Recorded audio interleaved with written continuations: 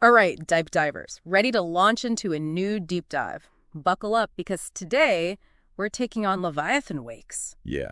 Leviathan Wakes has been called a modern space opera classic, even got nominated for a Hugo, but And it totally deserves all the hype.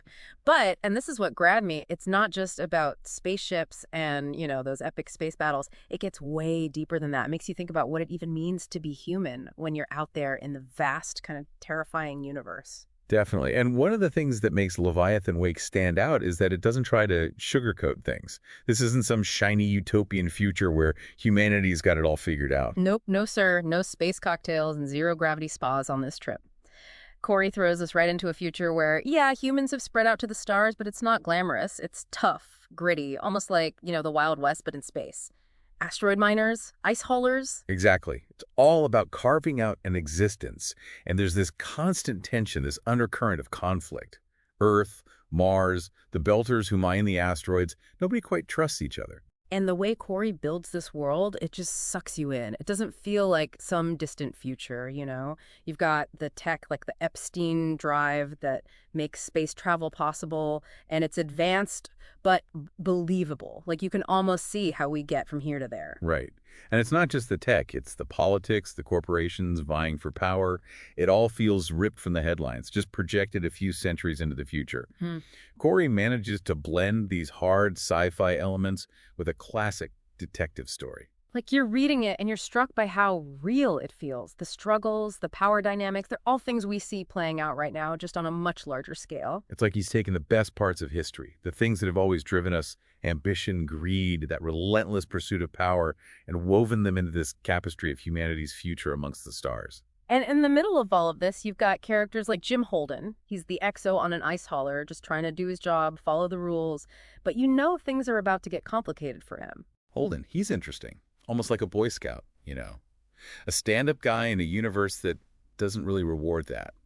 Makes you wonder how long that'll last.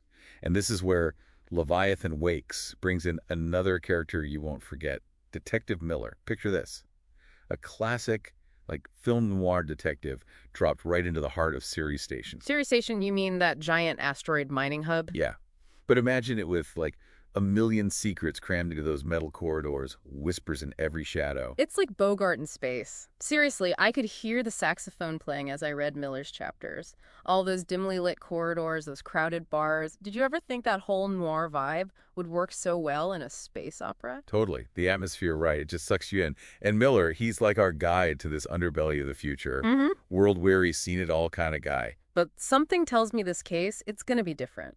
Oh, absolutely. And you get the feeling he doesn't trust easily. Mm-hmm. In his world, trust is, the most valuable thing you can have. So you've got Holden, almost too idealistic for his own good, and then Miller, the cynical detective. Yeah. And what brings them crashing together? A missing woman, Julie Mao. Now, she's more than just some random missing person. What I found interesting about Julie is that she represents something, this desire for something more, like humanity's expanded into space, but is this all there is? Yeah, she's got this rebellious streak, especially for the Belters, those who mine the asteroids. They get the short end of the stick a lot. Julie, her disappearance, it's like this catalyst.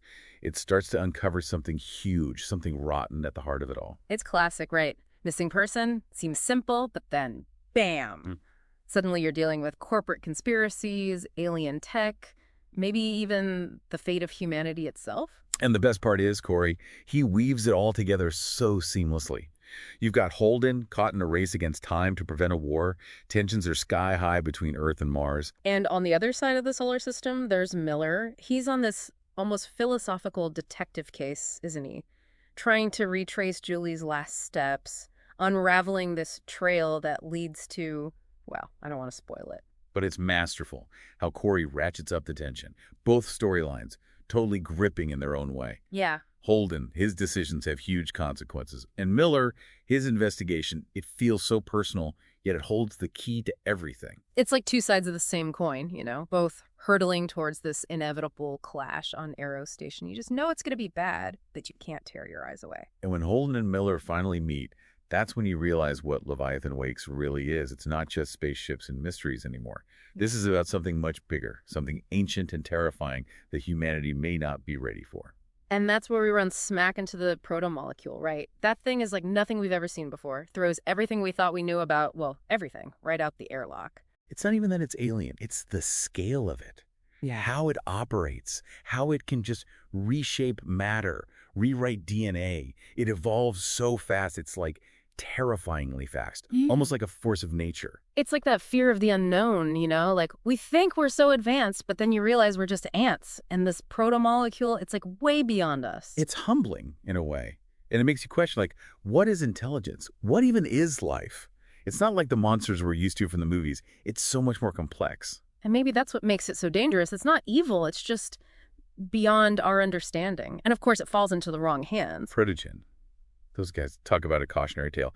It's like they saw the power the proto-molecule offered and went completely blind to everything else. The risks, the ethics, all they saw was profit. It makes you think, what would I do in that situation? If I found something that powerful, would I try to control it, destroy it? Would I even be able to understand it? That's the brilliance of Leviathan Wakes, though, isn't it? There are no easy answers. Holden, Miller, even the protogen scientists, they're all just trying to do what they think is right, but with the stakes so high. It becomes this crazy race against time, politics, espionage, this looming cosmic horror, and the center of it all is Eros Station, which becomes, well, let's just say it doesn't end well. But even with all the action, Corey never lets you forget about the characters. Their relationships, their struggles, those little moments of humanity, that's what really sticks with you. So we've reached the end of our deep dive on Leviathan Wakes. It's a wild ride, right? Spaceships, detectives, alien tech. But it's so much more than that. It makes you think. It's about what it means to be human in the face of the unknown, about the choices we make and the consequences that come with them, and sometimes that the biggest threat we face is ourselves. And on that note, deep divers, we'll leave you with this. In a universe full of wonders and dangers, the greatest discoveries are often the ones that challenge everything we thought we knew. Until next time.